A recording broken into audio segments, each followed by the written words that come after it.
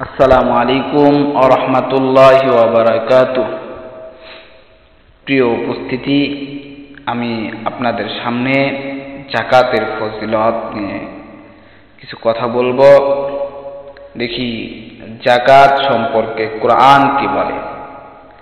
আল্লাহর রাস্তায় খরচের লাভ কি এবং এর মুনাফা কত হবে তা জানা দরকার।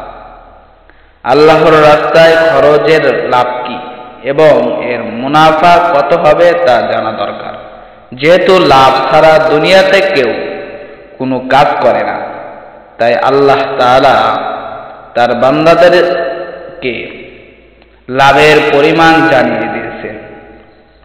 আল্লাহ পাক রব্বুল আলামিন সূরা আল বাকারা 261 নম্বর আয়াতের মধ্যে আল্লাহ তাআলা বলেন, মাসালুল্লাযীনা ইউনফিকুনা আমওয়ালাহুম ফি সাবিলিল্লাহি কামাসালি হাববাতিন আনবাতাত সাবআ সানাবিলা ফি কুল্লি সুনবুলাতিন মিআতু হাববাতিন ওয়াল্লাহু ইউযাইফু লিমান ইয়াশাউ ওয়াল্লাহু ওয়াসিউন আলীম।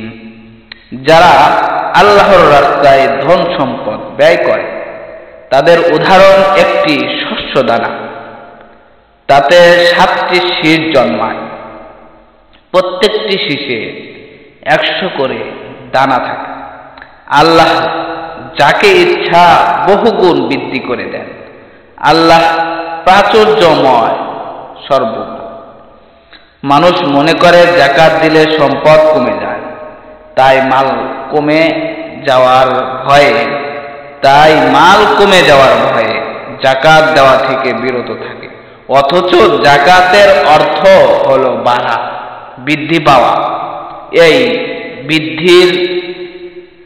বৃদ্ধি দুনিয়ায় বাহ্যিকভাবেও হয় আর আখিরাতের হিসাবেও বৃদ্ধি পায়। যাকাতের আর এক অর্থ পবিত্রতা। যাকাতের আর এক অর্থ হলো পবিত্রতা। আল্লাহ পাক রব্বুল আলামিন পবিত্র কুরআনুল কারীমের ভিতরে বলেন, খুয মিন আমওয়ালিহিম সাদাকাতান তুতাহহিরুহুম ওয়া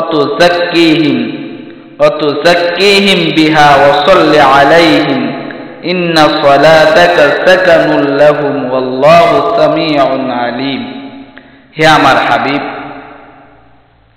আপনি তাদের মাল থেকে সদকা যাকাত উসুল করুন, যাতে আপনি এর মাধ্যমে তাদেরকে পবিত্র ও পরিশোধিত করতে পারেন। আপনি তাদের জন্য দোয়া করুন, নিঃসন্দেহে আপনার দোয়া তাদের জন্য সান্ত্বনা স্বরূপ। বস্তুত আল্লাহ সবকিছু শোনেন, জানেন।